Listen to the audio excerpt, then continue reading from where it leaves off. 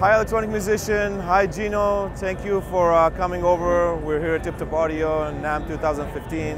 We're happy you give us the opportunity to show you some of our new cool stuff. This year I want to concentrate and show you a little bit of our Circadian Rhythm. It's a new sequencer we came up, and the whole idea is that we want to let people be able to control their entire modular synthesizer from a center control surface that gives them the ability to make complete songs on the modular. Obviously there's so many components in the modular and you want something to basically glue them all together, and that's what the Circadian Rhythm was designed for. So let me go with you a little bit about the features in it. So what we were thinking is like how we can take a grid of buttons and reuse those buttons without making it too complicated to understand. So we came up with an idea to split it into a vertical and a horizontal views. So if you look on the sequencer here, and I'm going to switch to the horizontal view, you can see that I can start putting notes that way. Okay, it's pretty easy. I can set the BPM. I have even a little display. It's a little overlight over here, but you can get the idea. So right now I have like an 8-step sequence running.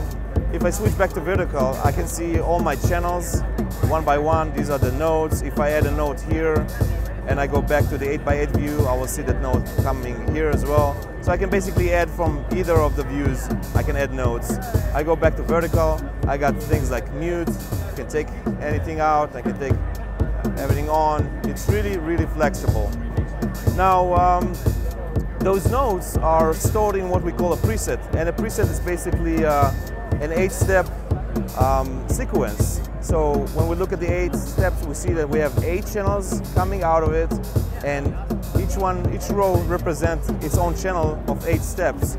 Obviously, you might want to do something longer than that. So what we did is that we created the ability to loop those presets. So to show you that, what I'm going to do, I'm going to hit the clear button. I'm just going to click the preset we're on. I'm going to go back to preset 1.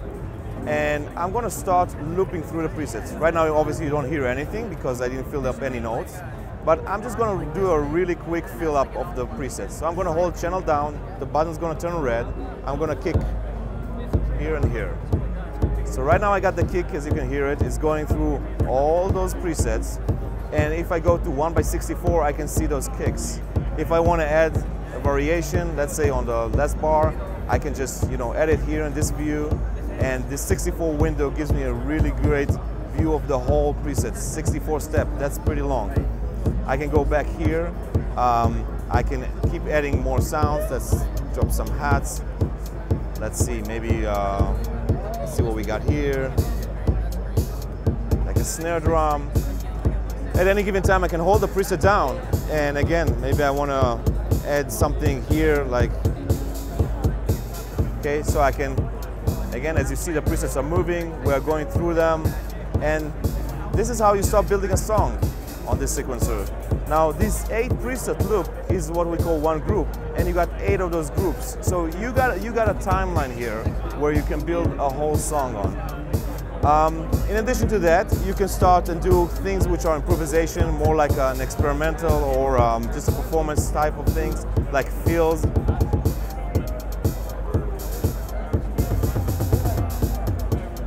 And this is obviously pretty handy. You can stop looping at any time, and let's say you want to have some variations. So I can go here and on this preset add some few notes, and back here, and I can switch between them manually. And obviously with the combination, it feels pretty nice.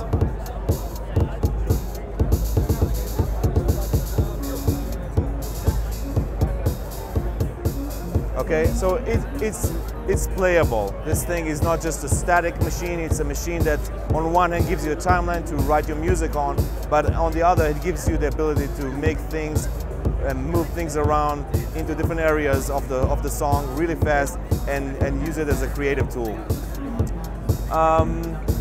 The sequencer has the fill function, as I mentioned before, and the fill function is pretty cool because you can change the type of fill you're using. So if I click on fill again, this whole area again turns into something new, and this allows me to set what type of fill that I want to use. So I can do things like that.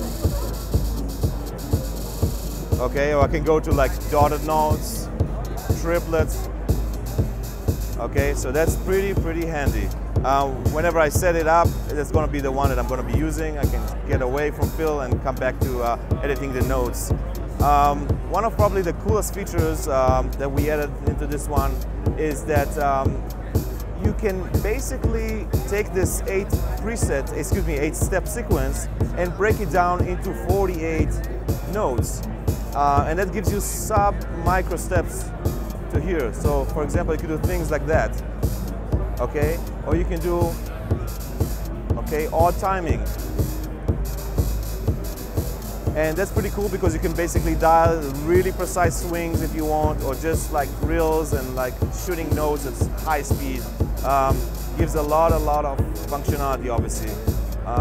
With drums, they're obviously amazing because you can put your snare before or after in a really precise manner. Going back to vertical, one thing we wanted to do, because this is the main center of the system, is that we wanted to be able to work with other sequencers you might have. So we have a clock out and a reset out, and this is going to go to your other sequencers or any device timing module. And when you turn the machine first time on, all you need to do is one time hit the reset button, and this is going to align all your sequencer on the first. So whatever you left doing to yesterday is going to be repeated today, so you can continue building your music on.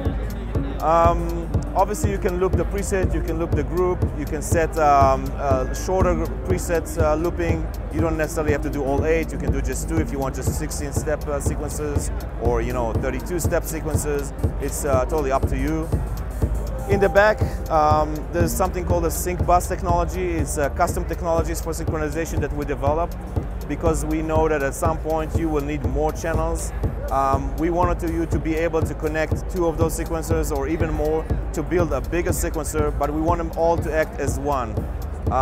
That's what the synchronization is doing. So when I'm going to be switching a preset here, I want it to switch on this sequencer as well. So you can see if I'm turning the looping on, you see that both sequencers are running and they are both synchronized together. So basically you can end up with a multi-channel giant sequencer, and it's all going to be in sync, all working together perfectly and harmonically. Probably the last feature I'm going to show you, because I don't want to go and spend too much of your time, is the swing button. We have swing in this machine. It's a 16th note swing or an 8th note swing, very much like the classic ones that was in the MPC machine. One thing we did add is that you can select which channels you want to swing. If you hold on the swing button, you can select or deselect a channel, take it in or take it out. Obviously, sometimes you don't want it to be on the bass drum, or you want it on another channel. And one last thing to show you is that you might think that this is just a drum sequencer. Well, it's anything but, because you can do not just triggering, you can make gates. If you are making a bass line, for example, you can throw through trigger, but you can at the same time, let me just stop preset looping, you can at the same time, holding 2 buttons down, create long gates. So you can have triggers and gates at the same time. This is obviously great for sustaining envelopes. It sounds fantastic when you start putting it all together. Also, what I want to show you this year is our surge modules. These are going to be in this case.